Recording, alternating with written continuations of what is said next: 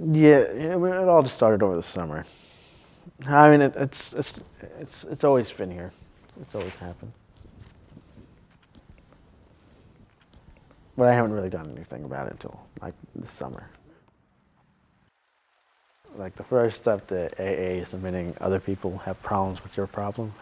You know, no one goes to AA like they hit rock bottom. It's because like everybody else around them has hit rock bottom. You know, and so they're like, it's just time for you to like fix your problem. Kind of the exact same thing that happened here. Exact same thing that kind of happened here. I wasn't like sleeping. I just couldn't. This sounds weird if I don't explain it first. So it's like the thing is like you can you're aware like that like your thoughts or like what you're like trying to work towards is like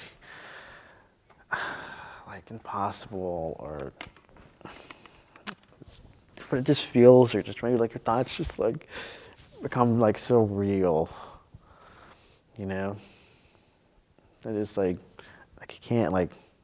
you can't not help it but like entice yourself to like follow through because you think you just think like I don't know. I've been trying to figure out how to describe it for so long. Yeah. So you guys want me to look here? You guys want me to look here? Just look on the main one.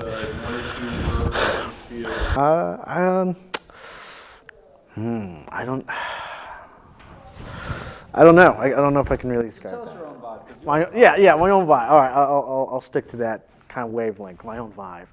I would say my own vibe is I don't want to say hyper, but open. You know, I try to keep myself open. I try to help where I can, and you know, I feel like that just comes back. So yeah, I think that's what I would say. Open, if that makes any sense. Yeah.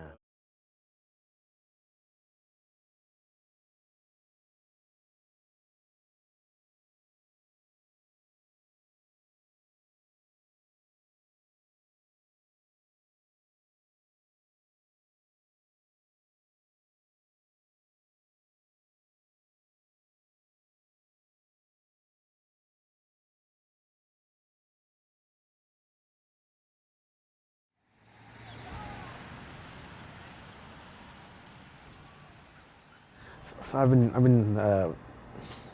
using like the 5 stages of grief as a way of like structuring like this documentary, and something that I noticed was like almost hit like every single one of those. Like, is that normal? Like, is like going to therapy like accepting grief? And yeah, I think so. I don't know that I've worked with anybody who's articulated it through those stages of grief, but we talk about grief a lot with OCD diagnosis and even with OCD treatment, because some people have had it for so long that when I say, what do you value? Like, who are you? They're like, I don't know, I'm just following OCD's rules. Like, I don't know who I am. So as they're trying to figure that out, so grief can come up as in, I'm grieving the time that has been lost to this. I'm grieving the idea that I'm somebody who doesn't have a mental health concern, or even I'm grieving my OCD when you start treating it. So I think there's so many ways in which grief can come up. But I love the way that you shared that about those stages, because I hadn't really thought about it in that way. When she said it's going to be awkward, I thought, I can do awkward. I do awkward a lot for my job. yeah. You know, like, can you maybe describe like awkward? Describe awkward. Well, when you're in a profession where you are helping people move toward the things that terrify them or disgust them or things like that. Yeah, we do a lot of awkward things, like if somebody has social anxiety, we've literally done exposures where it's just staring at somebody and not talking. 2 people just make eye contact for like 30 seconds, and we just did that 30-second room tone thing, and I was like, oh, I got this. Yeah, awkward could be, awkward is when I find a roach in my house and I kill it, and then I put it in a plastic bag to bring it in the office because it might be helpful for somebody for a disgust exposure. So we do awkward. Wow. Yeah. Wow, okay. It's never it's always consensual. So I promise that at no point during our interview will I bust out a roach out of nowhere. Right, right.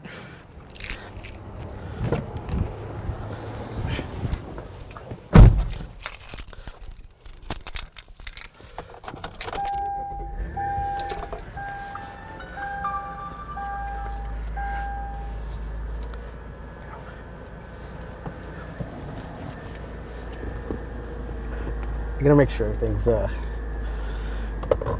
way I like it. I like in the car. There we go.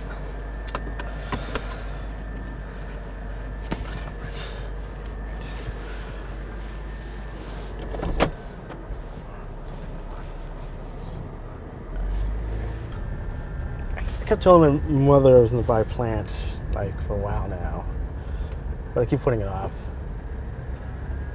Like, yeah, I keep, I don't know, I just, so many options. So many different options. It's hard. I don't do very well when there's a lot, when there's a lot of options. I always feel anxious when I drive. Always. It's like a lot of variables to keep in mind. And like uncertainty. So yeah, I'm feeling pretty good today though. But yeah, I feel like I think I was talking to my therapist a little while ago. Switched over to like bi-weekly meetings, which is a pretty big step. A real step. It's more personal responsibility on my part. So I don't know, but yes. So I don't know. The place I'm going to is called Plant Therapy, I think. So I don't know. Maybe you can look for like another therapist there. But there's also my drive home. So I'm pretty used to like the streets over here. Awesome. So close. Very close. We're like the most anxious. It's like right here. Now, what is OCD? Like, because I feel like, even in my own experience, there's like such a disconnection in like public discourse of what they think it is, and then like the discourse I have with other people that have it. So maybe you could just speak a little bit about like what it is and like why there's such like a murky waters that you have to like surf through. Mm-hmm. Yeah, I think that is such an important question.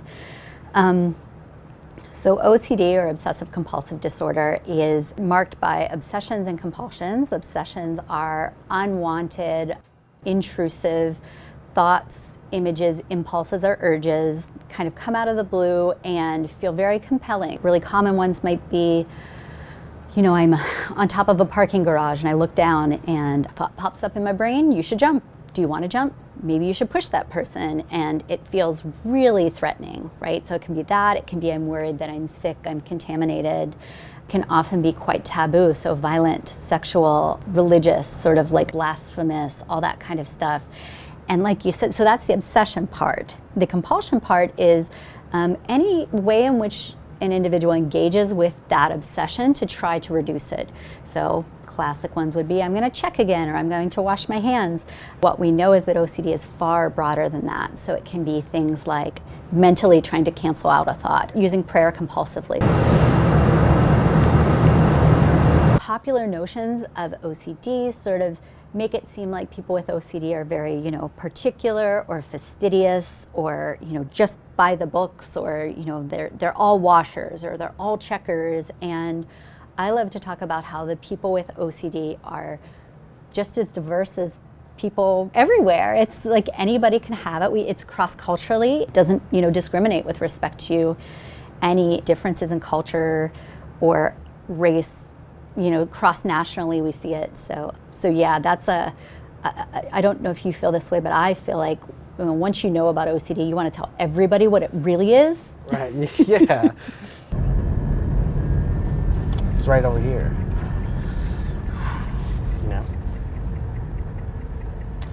I'm trying not to go in with that mindset that it's gonna die, but it's hard not to think that way, especially with plants. Yeah, so hopefully it won't. I mean, yeah, I think I'm trying to go into that mindset that it's not gonna die. Also hoping to get something cheap, because I feel like if it's cheaper, then I won't be as sad if it does die. You know, just like, but I don't know. Not sure.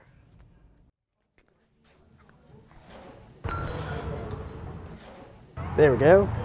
So I was thinking like, I'm not sure what I'm thinking sometimes.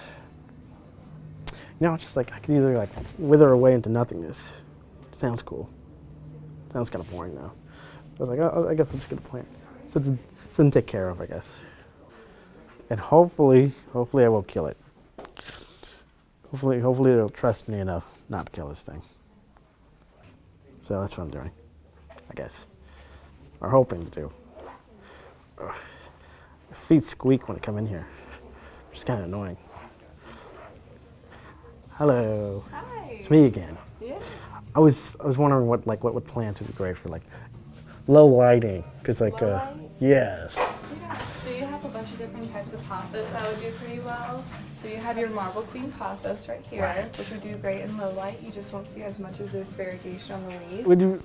Would it be possible for you to redo the like tour the plants, you know?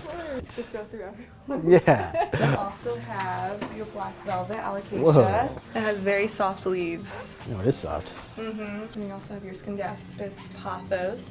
It has satin leaves, which is really pretty, and that's why it does good with low light. Because too much light will actually damage them. And then... Do plants like being touched at all? Like, is it... Oh, of course. Like, You know, it's like you're sharing your love with it, and it helps it grow. right. Yeah. Oh, that reminds me. My brother wanted me to... Do you know what kind of plant this is at all?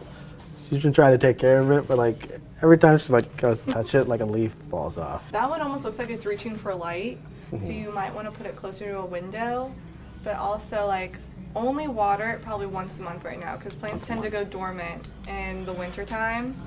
But you still want to like water it thoroughly and like make sure it dries up in between waterings. Oh. Yeah. Overwatering is the biggest killer of all plants. Wow. What's the second biggest?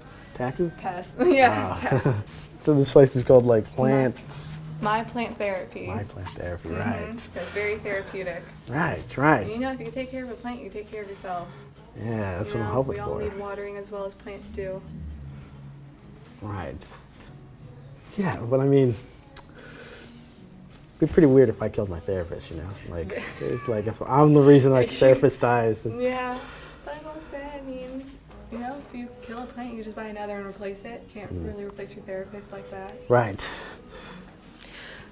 You ever scared 'cause, like they're alive, you know? Like, They are alive. I mean, I'm a firm believer that plants have feelings. There's always those studies where it's like if you talk negatively to them, you know, they don't grow and they don't thrive.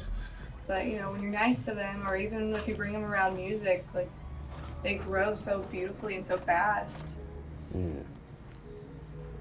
As long as you take care of it properly, they can live as long as you, if not longer. wow. Well, that's a comfort, I guess.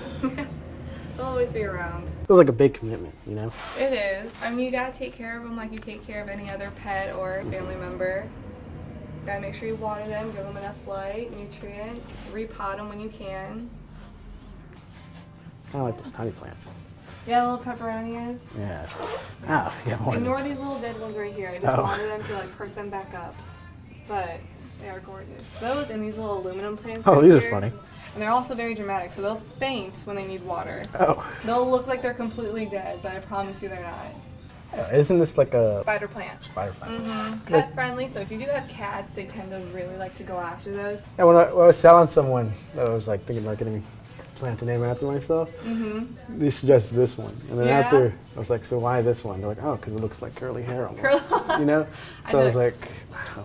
That one, and then I Oh. always compare this to being hair. Right. Because when I have to trim like these dead ends, I will take them like you would cut hair and like take the scissors and trim them.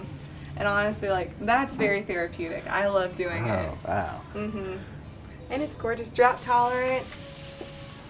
It's probably one of my favorite things to do with this guy. Oh, wow. Yeah. Wait, I kind of like this one. I like how it's kind of simple. It's really simple. Hopefully it'll trust me enough not to kill this thing. Like, how many times do I have to water this? Like, Probably with that one, once a week or once every 2 weeks. Let the soil dry out thoroughly before you water it again. okay, Yeah, and then Awesome. bright and direct light or low light. cool. Mm-hmm. Awesome. Keep it at my office. Yeah. Yeah. Next thing you need again is a cute little pot. Cool. All right. Mm-hmm. Yeah. I'll do that later. Yeah. Yeah. Thank you. Yeah, no problem. You have a great rest of your day. Yeah. Awesome. Being uncomfortable or not being able to accept uncertainty, that was like a perfect way of describing it. There's a lot of uncertainty, which is life. So, yeah, I need to plant this somewhere, or place it somewhere, which feels weird. You know, having that much power over something. I just hope it's not like it where I put it. But yeah, you know, I moved a lot as a kid. So hopefully this thing won't have to. It'd be nice if it didn't. Just keep it in one place. I was here the longest out of all the places I've lived. I recently found out my middle school doesn't exist anymore, which is pretty weird. It was like super run down, super poor. A lot of fights. There was like fights every day. Pretty cool, but yeah, it's all gone now. Yeah, just whatever I'm holding on to, I guess. That's all that's left of it. I was like re-examining like my life right after diagnosis. I was talking to my therapist. Almost, maybe like 3, maybe 4 months in. I was like, started like really like taking like an outsider's look at like my experiences. And I was like, oh, there's a lot of stuff that I didn't realize, like that I was doing that might have, you know, like counting my steps, like only allowing myself to like step on certain like patterns, needing to like step on people's shadows was like a big one for me. And there was like a lot of these things. I was like, I just thought that was just the human experience that everybody was going through. I didn't like for me. I didn't realize that that was something I should like talk to with someone else. Like even now when it started like really getting like bad, there was still like the sense that I didn't know when to like reach out. Oh, it's so common, and it mirrors my own story as somebody with lived experience with OCD.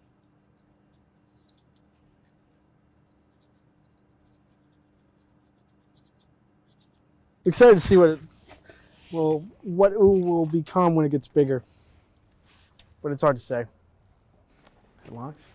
It is locked. I'll put it down. I'm kind of nervous. I almost don't even want to unlock it, to be honest. It's like, I don't know. Keep it unlocked, keep it out here, then it's like not really like my office plan yet, you know. But once it crosses like this door right here, you know, then it does become like my office plant.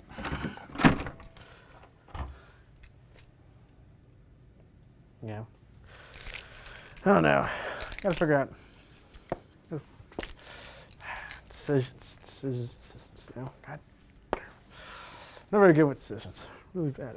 I don't even want time to lie on, to be honest. I mean, I kind of want to see it. Thinking right over here, maybe. But over there would be nice. Wow, I never realized how gray this whole place was.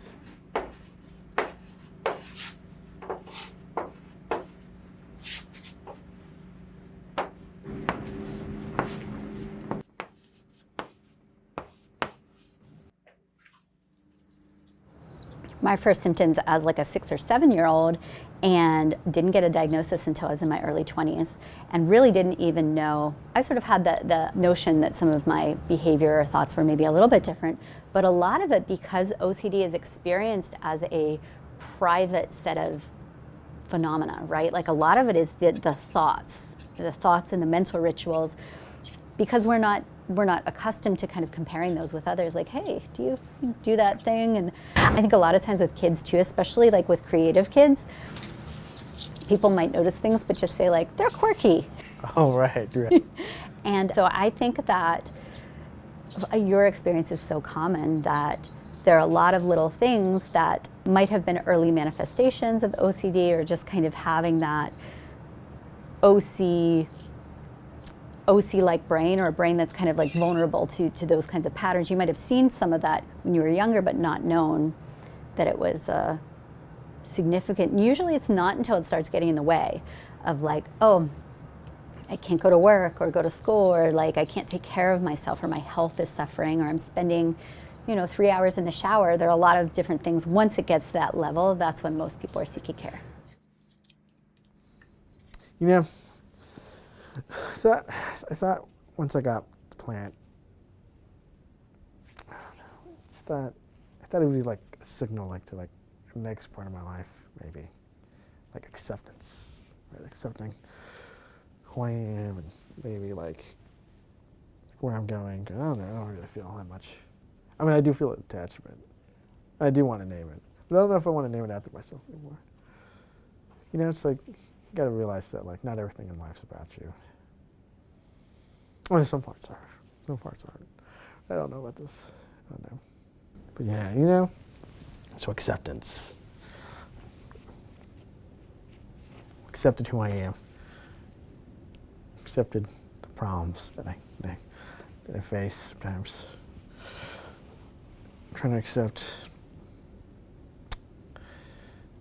Yeah, I know definitely at first it was like almost felt alone. Like well, I mean, so I had my mother I could talk to about it, but like I didn't want to go to the therapist. My mother forced me to go. She was like, she reminded me like on a daily basis, like I kept like putting it off. I was like, oh, it's like it'll just either I'll just go numb, or like the problem will just go away, or I'll just find a way to continue living with it, which is not a healthy way to live. But I mean, at that point, it was a way I could rationalize it.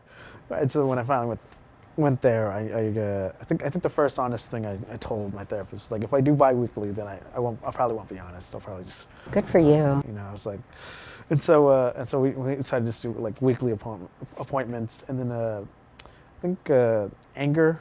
So I was angry that I had to deal with this problem, that I can just like be normal like everyone else. I was just going to probably explain about how I bite this knuckle right here, and then this right here. And I just left a scar. And it's something that I can't control. It's just something that I do. But I don't think I do it as much as I used to. But it's still there. Yeah, it can look like so many different things. Exposure is basically doing the opposite of what honestly, of what our instincts tell us to do when something feels dangerous. Now, if there were true danger in the room, if you look over there and there's, I don't know, some kind of like poisonous snake slithering up, I wouldn't say, well, let's do an exposure and sit here with it and see what happens. What happens, though, with OCD and anxiety is that there is this mismatch between how dangerous it feels to us and the actual danger. And so when that's true, because we're experiencing it as actual danger, we want to get up and run away. We want to avoid. We want to protect ourselves.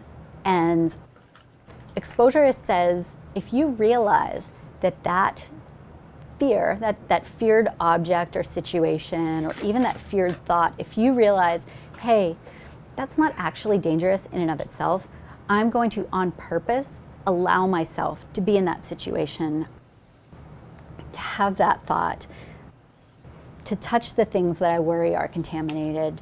That's what an exposure is. So it's moving toward the things that make you anxious.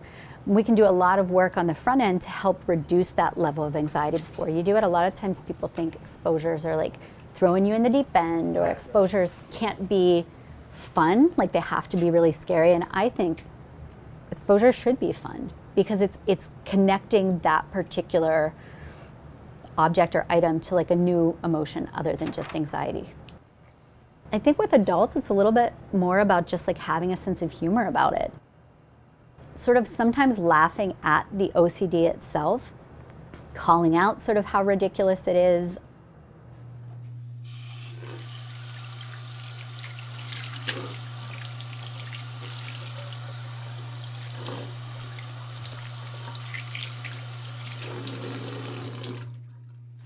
Yeah, you know, like an interesting thing that you're saying, like for me, like I feel like I gotta convince myself before I do anything. Like sometimes, like I'll turn off the light or like I'll shut a door, and like I'll have the memory that I shut it, but I convince myself that I don't, right? But what I think is so interesting, like what you're saying, is like I've never allowed that feeling to keep going. No, I never like walk away and see where it leads. I always like once I get that that feeling, like that sense, like it's almost like immediate. Like I go back and I like have to do it. So Right. Which makes sense. I mean, that makes sense that you want to get rid of that sensation. Walking away and using either some humor or some kind of a like, you know what? I will allow myself this one time right. to see, and maybe it's delaying it too. Maybe it's like, you know, typically with a light switch, you turn it on or off or what have you, and then walk away and turn right back around. It might be deferring then for 2 minutes, for 3 minutes, for 4, for 5, and then over time, building that.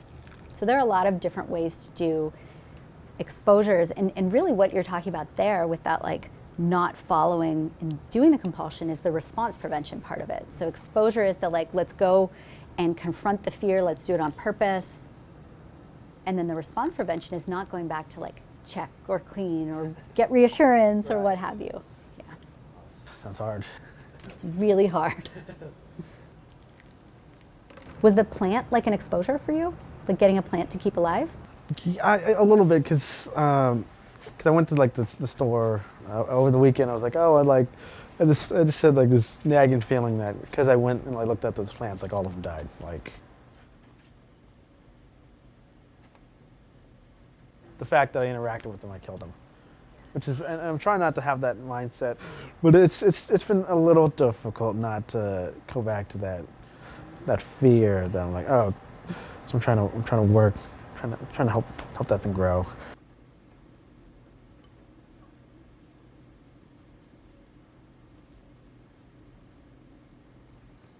Sometimes there's that magical thinking of like, you know, right? And I think that's really painful, right? Because with OCD, it's like, well, I know that doesn't logically follow. X doesn't logically follow from Y, but your brain's like, well, but just in case it does, let's avoid, or let's do a compulsion or things like that. So yeah, lots of homework, lots of values guided homework, and just having people break those, like I said, doing some of that response prevention. Because really the compulsions are the thing that like, that's gonna be the fuel mostly for the OCD. So even in counting every success, if you have, let's say, 10 urges to do a compulsion per hour, and you resist one, if you've done you've done 9 instead of 10, that's huge. That's huge. And so I think sometimes people are like, well, I already gave in, so I guess today's done. And it's like, no, anything can be a victory.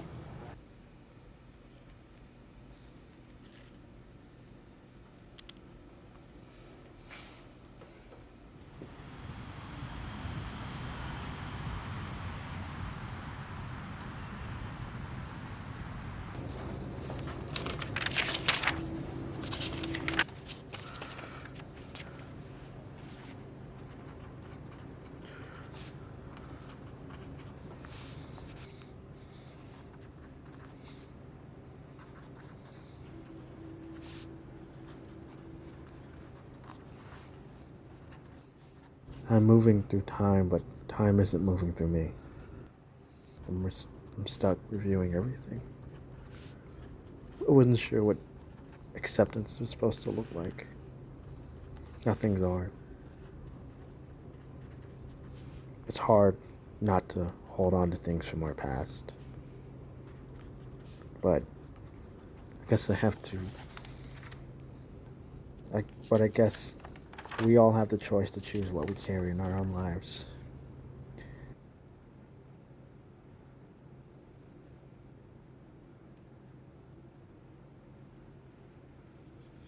acceptance is being present in these moments. It's about continuing onward.